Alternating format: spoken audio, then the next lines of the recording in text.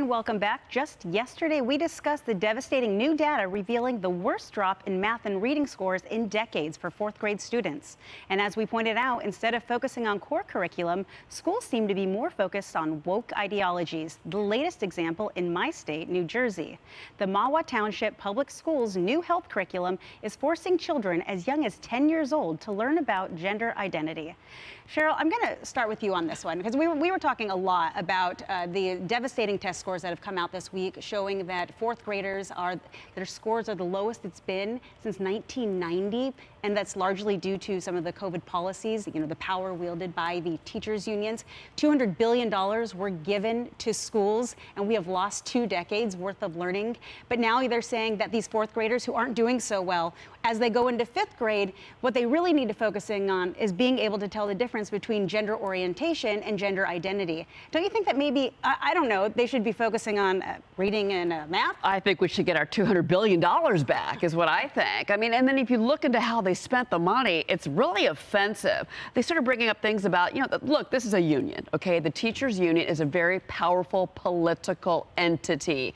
And they were trying to lobby for things, Medicare for all, the wealth tax, ban on charter schools. They were weighing into all of this with our officials and that money, as well as buying a 7-figure ad buy to say how great they were as teachers, to what a great job they're doing with our students. And it's really unfortunate because the minute that most of the country began to open up, and now we know from the CDC that schools were safe probably in the fall of 2020.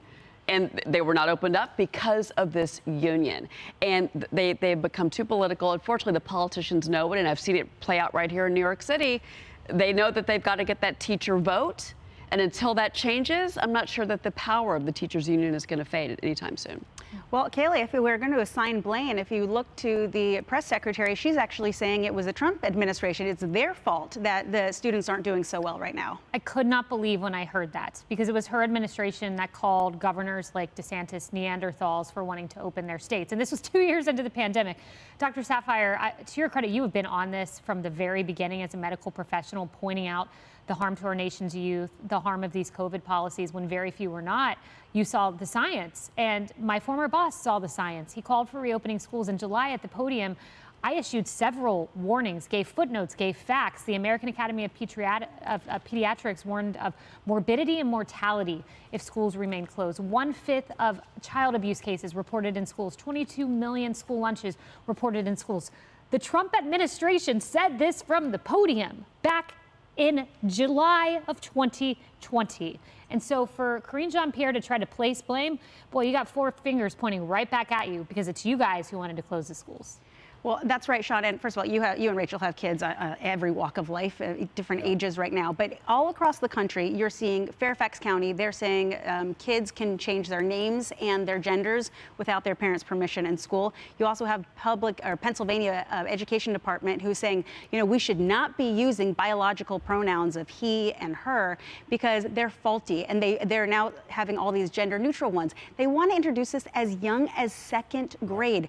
Don't you think that this is going to confuse these young, impressionable children? Absolutely, it's going to confuse them. I mean, 2nd grade is not an age where you're talking about these topics with kids. And if you do talk about it, it's with parents at home in a very safe place.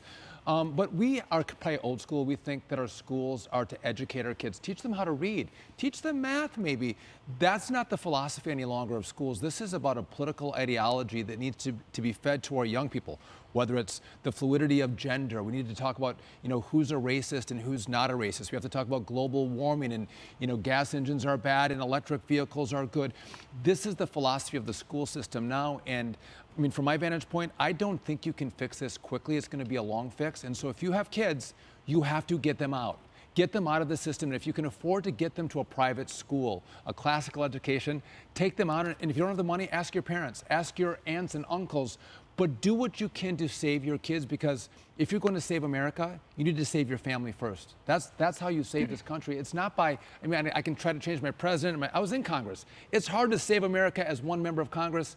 My best option for saving America is to save my own family, make sure I'm raising good kids. And I can't do it in a school system that doesn't support my values. It's undermining my values in what they try to teach my 2nd grader.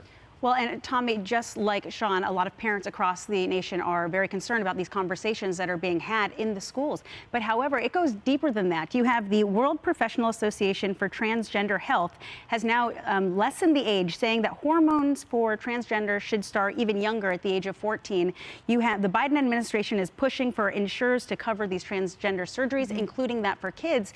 And so when you actually look at this and the people that transition, about 8% in the United States regret it at some point. And you have these conversations and these things being had with these kids who they have hormones that are going high, their frontal lobe isn't completely formed. Like, is this really the right time, and is this dangerous? It's absolutely dangerous. It's the sexualization of children, and adults should be ashamed of themselves. I will tell you this, though, this is a bright spot.